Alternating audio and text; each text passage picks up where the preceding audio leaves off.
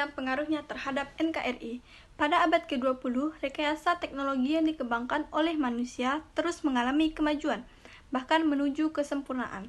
Perkembangan ilmu pengetahuan dan teknologi tersebut dapat dilihat dari berbagai peralatan dan sarana transportasi yang ada saat ini. Agar dapat mengikuti perkembangan zaman, tentu setiap masyarakat, bangsa, dan negara harus mengikuti perkembangan iptek. Namun yang juga perlu dipahami adalah perkembangan dan kemajuan iptek dapat memberikan pengaruh baik positif maupun negatif. Berikut akan dijelaskan mengenai iptek dan juga pengaruhnya terhadap NKRI. 1. Hakikat iptek. Iptek merupakan akronim dari ilmu pengetahuan dan teknologi.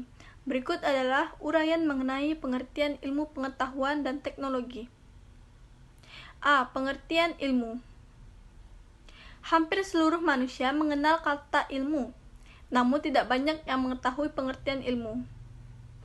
Adapun definisi ilmu menurut para ahli sebagai berikut. 1. Muhammad Hatta. Ilmu adalah pengetahuan yang teratur tentang pekerjaan hukum kausal dalam suatu golongan masalah yang sama tabiatnya, maupun menurut kedudukannya tampak dari luar, maupun menurut bangunannya dari dalam. B. Pengertian ilmu pengetahuan menurut Kamus Besar Bahasa Indonesia adalah pengetahuan tentang suatu bidang yang disusun secara bersistem menurut metode tertentu yang dapat digunakan untuk menerangkan gejala-gejala tertentu. Adapun menurut Paul B. Horton dan L. H. Chester, merupakan upaya pencarian pengetahuan yang dapat diuji dan diandalkan yang dilakukan secara sistematis menurut tahap-tahap yang teratur dan berdasarkan prinsip-prinsip serta prosedur tertentu.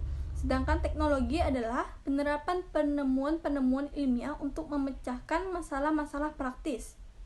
Jadi, ilmu pengetahuan adalah pengetahuan yang didasarkan atas fakta-fakta di mana pengujian kebenarannya diatur menurut suatu tingkah laku sistem. C. Pengertian teknologi. Teknologi berasal dari bahasa Yunani, yaitu tekne dan logos. Tekne berarti pekerjaan dan logos berarti suatu studi peralatan, prosedur, dan metode yang digunakan pada berbagai cabang industri. Menurut Wikipedia, teknologi merupakan perkembangan suatu media alat yang dapat digunakan dengan lebih efisien guna memproses serta mengendalikan suatu masalah. 2. Pengaruh kemajuan iptek bagi kehidupan bermasyarakat, berbangsa, dan bernegara.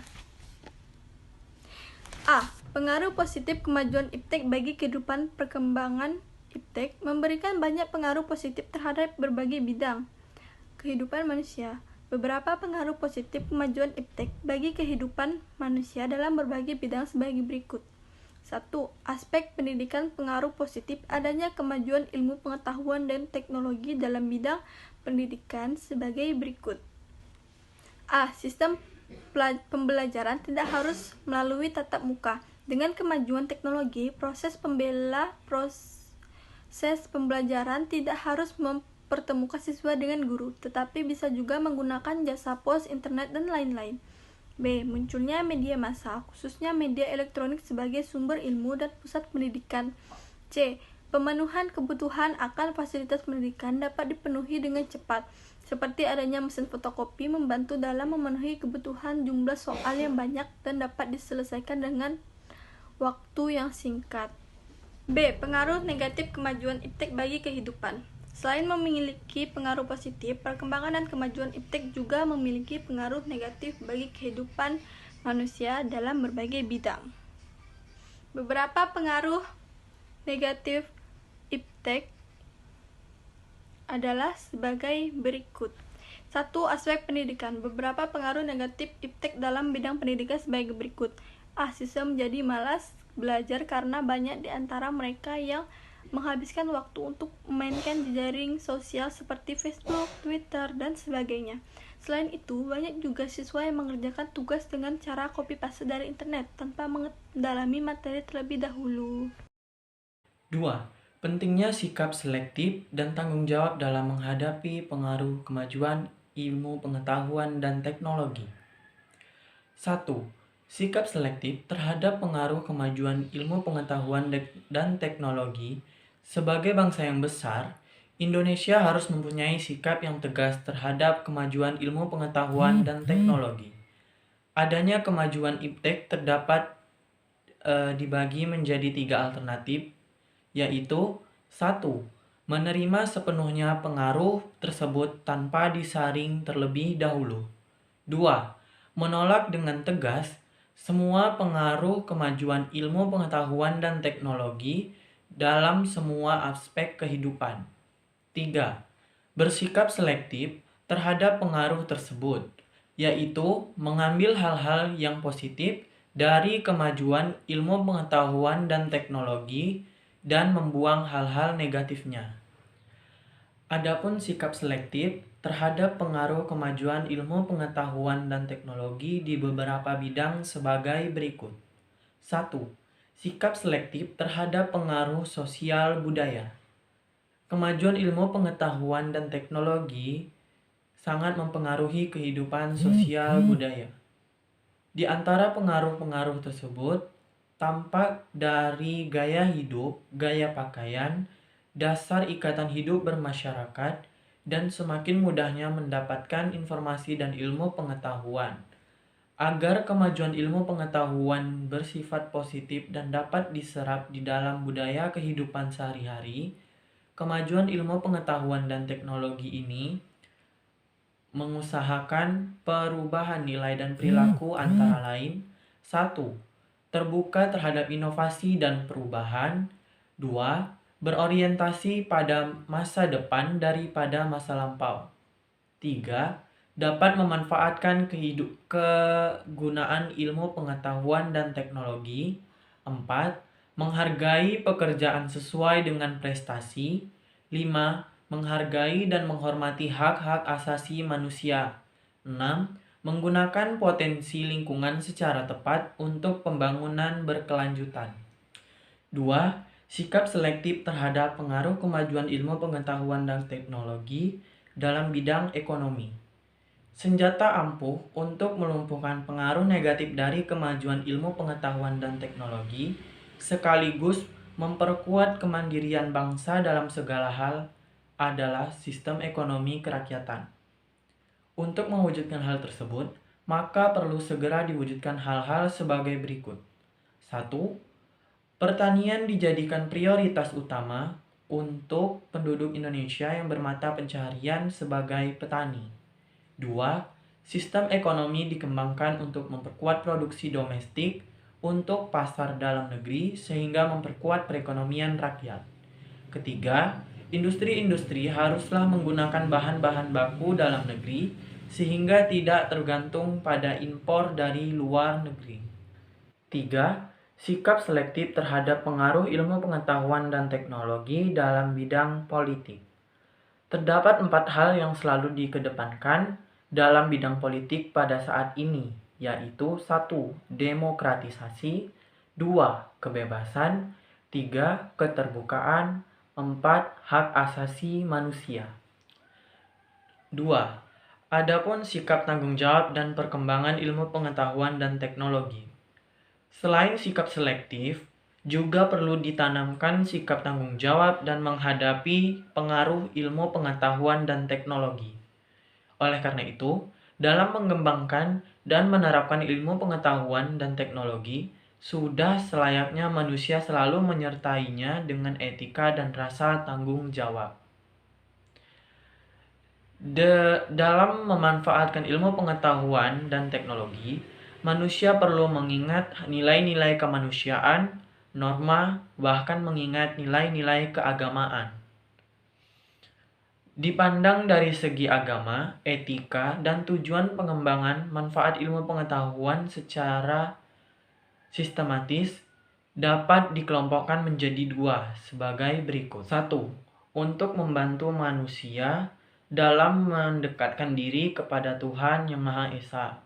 2. Untuk membantu manusia dalam menjalankan tugasnya membangun alam semesta ciptaan Tuhan. Hubungan iptek dan globalisasi dalam kehidupan. Arus globalisasi merupakan salah satu faktor yang memengaruhi kemajuan ilmu pengetahuan dan teknologi. Oleh karena itu, Kemajuan teknologi dan ilmu pengetahuan bisa disebut sebagai motor penggerak utama proses globalisasi. Bahkan masyarakat dunia dewasa ini telah memasuki era masyarakat informasi yang beralih dari masyarakat industri, sehingga teknologi informasi memiliki pengaruh radikal di kehidupan masyarakat. Kecenderungan globalisasi pada sektor ilmu pengetahuan teknologi serta ekonomi tidak dapat dihindarkan dan secara sadar, sektor ilmu pengetahuan dan teknologi serta ekonomi tidak dapat dihindarkan. Globalisasi ini sektor kebudayaan telah terjadi lebih awal dan tanpa cukup disadari telah sangat memengaruhi kehidupan manusia. Seorang ahli komunikasi pernah mengistilahkan proses yang sedang terjadi ini sebagai sinkronisasi kultural, yaitu proses di mana selera gaya hidup dan juga tata nilai manusia secara massal sedang diseragamkan. Untuk mengetahui hubungan iptek dan globalisasi, maka terlebih dahulu perlu memahami maksud globalisasi. 1. Pengertian globalisasi. Pengertian dan faktor pendorong globalisasi. Globalisasi menurut Kamus Besar Bahasa Indonesia merupakan proses masuk ke ruang lingkup dunia. Kata globalisasi berasal dari kata globe, yang berarti bola dunia. Selain itu juga berarti bersifat universal. Globalisasi juga dapat diartikan sebagai hal-hal atau kejadian secara umum dan keseluruhan yang terkait dengan dunia. Meskipun demikian, globalisasi masih belum memiliki definisi yang mapan, kecuali sekedar definisi kerja atau working definition, sehingga tergantung dari sisi mana orang melihatnya. Ada yang memandangnya sebagai suatu proses sosial, proses sejarah, atau proses alamiah yang akan membawa seluruh bangsa dan negara di dunia makin terkait atau sama lain.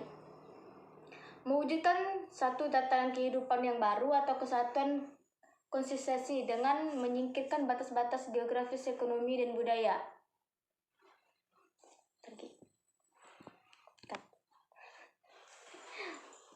Berikut pengertian globalisasi menurut para ahli, faktor dan ciri-ciri yang menandai berkembangnya globalisasi. A. Pengertian globalisasi menurut para ahli. Yang pertama, Immanuel Richer. Globalisasi adalah jaringan kerja global yang secara bersamaan menyatukan masyarakat yang sebelumnya terpencar dan terisolasi ke dalam saling ketergantungan dan persatuan dunia. Globalisasi sebagai intensifikasi hubungan sosial global yang menghubungkan komunitas lokal sedemikian rupa sehingga peristiwa yang terjadi di kawasan yang jauh dipengaruhi oleh peristiwa yang terjadi di suatu tempat yang jauh pula dan sebaliknya. Yang ketiga, Thomas L. Friedman. Globalisasi memiliki dimensi ideologi dan teknologi. Dimensi ideologi yaitu kapitalisme dan pasar bebas. Sedangkan dimensi teknologi adalah teknologi informasi yang telah menyatukan dunia. Yang keempat, A. G. McGraw. Globalisasi adalah proses di mana berbagai peristiwa, keputusan dan kegiatan di belahan dunia yang satu dapat membawa konsekuensi penting kepada berbagai individu dan masyarakat di belahan dunia yang lain. Yang kelima, Malcolm Waters. Globalisasi adalah sebuah proses sosial yang berakibat bahwa pembatasan geografis pada keadaan sosial budaya menjadi kurang penting yang terjemah di dalam kesadaran orang. Yang B. Faktor pendorong globalisasi. Terjadinya proses globalisasi setidaknya didukung oleh dua faktor. Adapun dua faktor tersebut sebagai berikut. Yang pertama, adanya integrasi ekonomi dunia. Globalisasi akan semakin mungkin terjadi karena adanya integrasi ekonomi dunia. Saat ini perekonomian global semakin didominasi oleh kegiatan perekonomian tanpa bobot dan perekonomian tidak ada diraba. Perekonomian tanpa bobot adalah perekonomian yang produknya adalah informasi sebagai perangkat lunak komputer, produk media dan hiburan di desa berbasis internet. Berbanding terbalik dengan era-era sebelumnya di mana perekonomian global didasarkan pada pertanian atau industri. Yang kedua, berkembang pesatnya teknologi komunikasi. Berkembang pesatnya teknologi komunikasi terjadi saat perkembangan dalam infrastruktur teknologi dan telekomunikasi dunia. Di negara-negara yang infrastruktur komunikasinya sangat berkembang, di setiap rumah dan kantor dilengkapi dengan telepon, mesin faks, televisi kabel dan digital, surat elektronik, dan internet. Internet adalah sarana komunikasi yang paling cepat berkembangnya. Meski perkembangan infrastruktur komunikasi tidak merata di seluruh dunia, dewasa ini semakin banyak negara mengakses jaringan komunikasi internasional yang pada dekade-dekade sebelumnya hampir mustahil diwujudkan. Dari kedua faktor tersebut, dapat diketahui bahwa globalisasi berkembang dalam skala yang luas dan multidimensi, serta semakin dipercepat dengan mengalirnya informasi secara bebas yang didukung oleh teknologi ultramodern. Perkembangan yang paling menonjol dalam era globalisasi adalah globalisasi informasi sebagai berita, televisi, dan bahan siaran. Oleh karena itu, dewasa ini gejala-gejala terbentuknya proses globalisasi semakin terlihat. Adapun gejala-gejala yang mendorong terbentuknya proses globalisasi yaitu yang pertama, adanya globalisasi dalam sistem komunikasi dan transportasi global. Yang kedua, penggabungan perekonomian lokal, regional, dan nasional menjadi perekonomian global. Yang ketiga, meningkatnya intensitas antara masyarakat yang menciptakan budaya global sebagai panduan dari budaya lokal, regional, dan nasional yang beragam.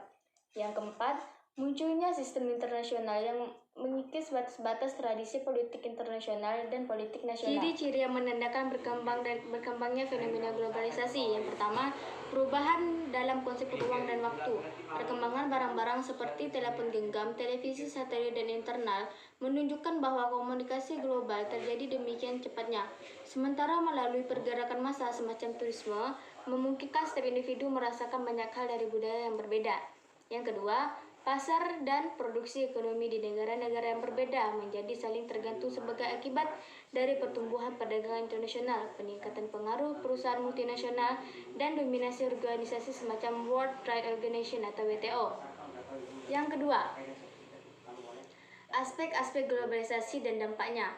Maraknya transformasi teknologi, ekonomi, politik, dan budaya, dan sebagainya dalam era globalisasi membawa perubahan yang cukup cepat dan beragam dalam segala aspek kehidupan manusia, baik dalam skala yang relatif sempit, misalnya masyarakat lingkungan. Berikut aspek kehidupan yang terpengaruh oleh globalisasi dan juga dampak dari globalisasi dibagi dalam berbagai bidang. Yang pertama, aspek terpengaruh globalisasi, aspek sosial budaya. Derasnya arus globalisasi ekonomi perdagangan yang bercirikan persaingan pasar bebas membawa pengaruh pada bidang sosial budaya, sehingga terjadi globalisasi sosial budaya. Globalisasi sosial budaya dapat diartikan sebagai sebuah gejala menyebabnya suatu nilai-nilai budaya tertentu ke seluruh dunia. Adapun tanda-tanda globalisasi di bidang sosial budaya antara lain: A. Semakin berkembangnya teknologi informasi dan komunikasi. B. Perubahan pola hidup di masyarakat. C. Pergeseran nilai budaya bangsa. Aspek politik. Wujud nyata globalisasi dalam bidang politik sebagai berikut. A. Globalisasi penghargaan HAM. B. Globalisasi penghargaan hak sipil. C. Globalisasi sistem demokrasi perwakilan yang bercirikan partisipasi aktif rakyat. Yang D. Globalisasi sistem hukum. Dan yang E. Sentralisasi kekuatan politik militer internasional dari pihak barat yang dikoordinasikan dalam NATO. Yang ketiga, aspek ekonomi. Globalisasi di bidang ekonomi dan perdagangan ditandai dengan terjadinya pergerakan pertukaran barang, jasa, dan tenaga kerja antar negara di seluruh dunia secara bebas dan tanpa hambatan industri kas domestik suatu negara. Yang ketiga, tantangan dan peran negara dalam globalisasi. Sebagaimana telah diketahui bahwa adanya perkembangan dan kemajuan iptek telah menyebabkan adanya globalisasi, dan munculnya globalisasi memberikan berbagai dampak bagi kehidupan manusia. Oleh karena itu, masyarakat yang hidup di era globalisasi harus menyikapi tantangan yang ada. Berikut penjelasan mengenai tantangan dan peranan negara dalam globalisasi. Yang pertama, tantangan globalisasi. Tantangan nyata pada era globalisasi adalah semakin kompleksnya berbagai bidang kehidupan karena adanya teknologi informasi, telekomunikasi, dan transportasi. Masyarakat internasional berikut adalah tantangan globalisasi yang mendasarkan dan akan dihadapi. Yang pertama, pandangan kritis terhadap ideologi negaranya, yaitu banyaknya masyarakat yang sudah acuh tak acuh terhadap ideologi, yaitu filsafah negara. Mereka sudah tidak tertarik lagi untuk membahas, bahkan lebih cenderung bersikap kritis dalam operasionalnya. Yang kedua, keterbukaan yang tinggi, yaitu tuntutan masyarakat terhadap penyelenggaraan pemerintahan yang lebih mengedepankan pendekatan dialogis, demokratis, supremasi, dan hukum. Yang ketiga, diversifikasi masyarakat, yaitu munculnya kelompok-kelompok masyarakat dengan profesi tertentu yang terus berkompetisi dalam berbagai bidang. Dan banyak lagi contoh lainnya. Yang B, peran negara dalam globalisasi. Menyangkut dalam peran negara, Kenichi Omae menyatakan bahwa setidaknya ada 4 faktor yang membuat peran negara di era globalisasi semakin margin. Yang pertama adalah investasi. Pasar modal di negara maju dibanjiri uang tunai dan investasi. Seringkali terjadi peluang-peluang untuk diinvestasi secara besar-besaran. Tidak ada dalam wilayah geografis yang sama di mana keuangan tersebut berbeda, sehingga pasar modal mengembangkan berbagai mekanisme untuk mentransfer dana keuangan di metalis batas nasional. Yang kedua,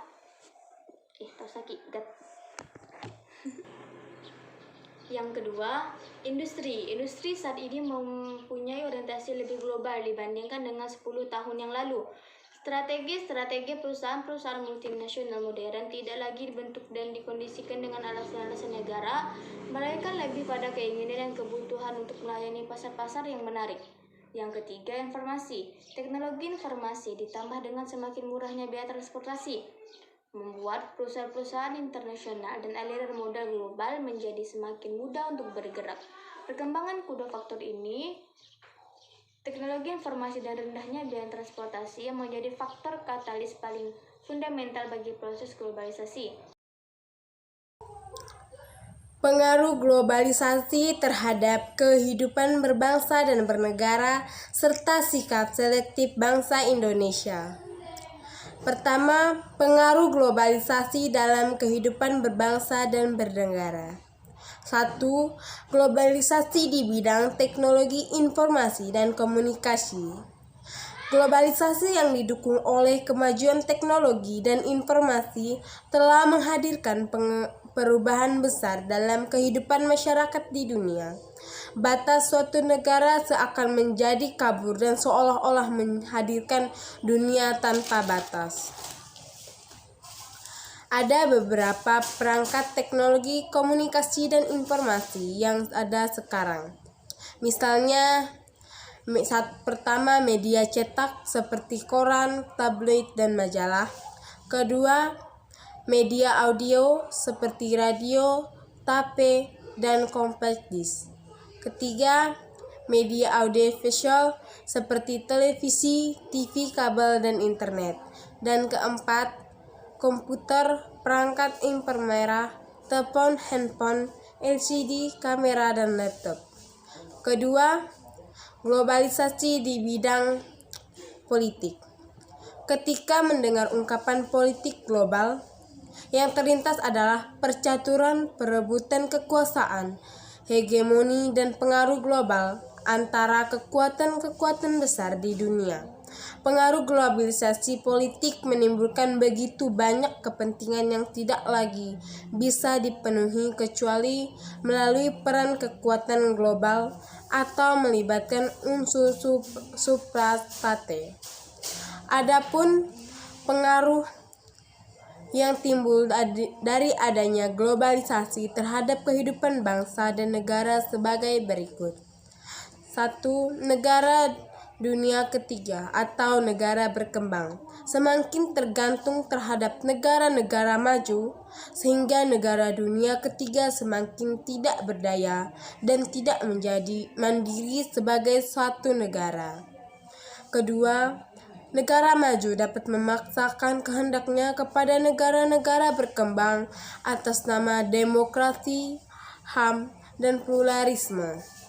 Internasionalisasi masalah-masalah dalam negeri suatu negara, sehingga negara maju, negara lain turut campur dalam masalah dalam negeri suatu negara.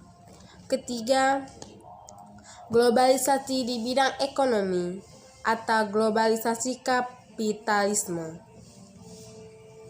A. Aspek produksi, yaitu suatu perusahaan dapat berproduksi di berbagai negara dengan sasaran agar biaya produksi menjadi lebih rendah. B. Aspek pembiayaan, yaitu suatu perusahaan global mempunyai akses untuk memperoleh pinjaman atau melakukan investasi, atau baik dalam bentuk portofolio ataupun langsung di semua negara di dunia. C. Aspek tenaga kerja, yaitu suatu perusahaan global mampu memanfaatkan tenaga kerja dari seluruh dunia sesuai kelasnya, seperti penggunaan staf profesional diambil dari tenaga kerja yang telah memiliki pengalaman internasional dan atau buruh diperoleh dari negara berkembang. C. Aspek jaringan informasi, yaitu masyarakat suatu negara dengan mudah dan cepat mendapatkan informasi dari negara-negara di dunia karena kemajuan teknologi, antara lain melalui televisi, radio, media cetak, dan lain-lain. Keempat, globalisasi di bidang ideologi. Dari dampak positif, tidak menutup kemungkinan pemahaman dan pengalaman Pancasila selalu berkembang sesuai dengan perkembangan zaman. Sebaliknya, pengaruh negatif globalisasi harus diwaspadai karena globalisasi mampu meyakinkan sementara masyarakat Indonesia bahwa liberalisme dapat membawa manusia ke arah kemajuan dan kemakmuran. Contoh pengaruh negatif globalisasi terhadap ideologi Pancasila. Akibat berkembang pesatnya globalisasi di dunia, masyarakat Indonesia sudah mulai banyak yang mengikuti budaya-budaya Barat yang tidak sesuai dengan nilai-nilai yang tercantum dalam ideologi bangsa Indonesia. Yang kelima, globalisasi di bidang Hankam. Hankam merupakan upaya-upaya setiap negara dalam mempertahankan kedaulatan negaranya melalui pembuatan sistem persenjataan maupun pemberdayaan rakyat dan tentaranya. Globalisasi bidang Hankam yang pernah dirasakan masyarakat dunia, yaitu dengan dibentuknya Pakta Pertahanan NATO, SEATO, Warsawa, dan sebagainya. Di bidang industri, pertahanan, dan keamanan, khususnya negara Indonesia telah berupaya melakukan kerjasama dengan negara-negara lain, baik untuk kepentingan TNI darat, laut, udara, maupun kepolisian negara dalam bentuk berikut. 1. Sistem senjata meliputi platform, senjata dan bahan peledak. 2. Sistem komando kendali komunikasi dan informasi atau K3C. 3. Untuk platform udara. Keenam, globalisasi di bidang sosial budaya. 1. Disorientasi, dislokasi atau krisis sosial budaya di kalangan masyarakat yang merebak dengan kain meningkatnya penetrasi dan ekspansi budaya Barat, khususnya Amerika, yang semakin sulit dibendung. 2. Berbagai ekspresi sosial budaya alien atau asing yang sebenarnya tidak memiliki basis dan presiden kulturalnya semakin menyebar di dalam masyarakat, sehingga muncul kecenderungan gaya hidup baru yang tidak kondusif bagi kehidupan masyarakat dan bangsa. 3. Adanya globalisasi membuat kita mengenal berbagai makanan yang berasal dari luar negeri.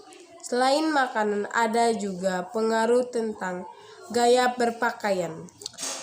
Beberapa sisi negatif dari munculnya budaya hybrid antara lain: 1. Cenderung pragmatisme dan maunya serba instan.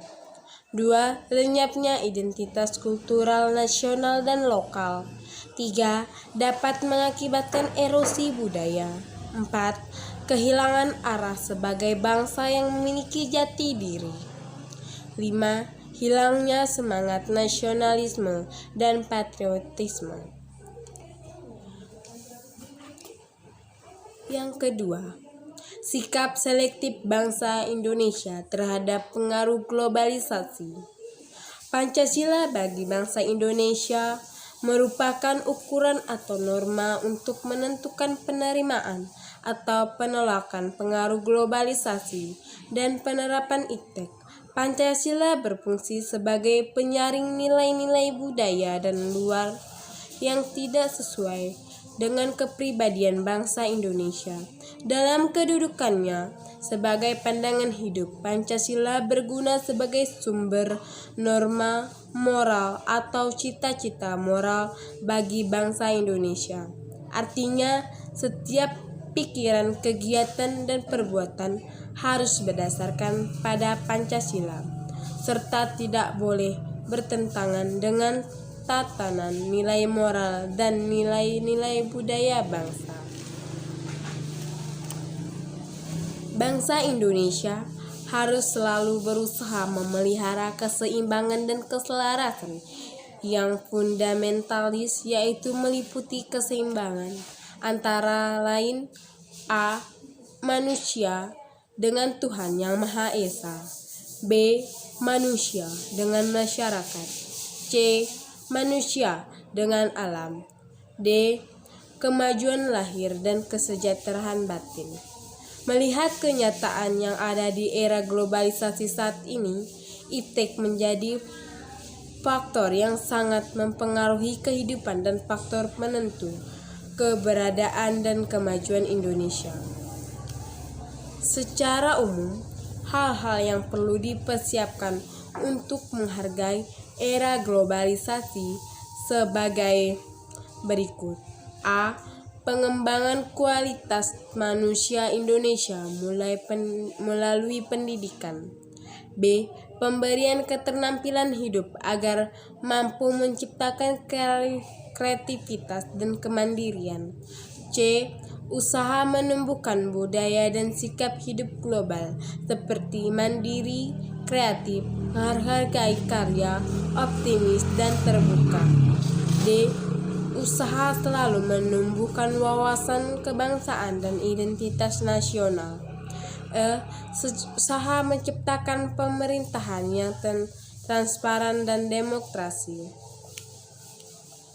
Secara lebih jelas, dalam menghadapi globalisasi dan perkembangan IPTEK, pemerintah menetapkan beberapa kebijakan seperti termuat dalam GBHN 1999 sampai 2004 sebagai berikut.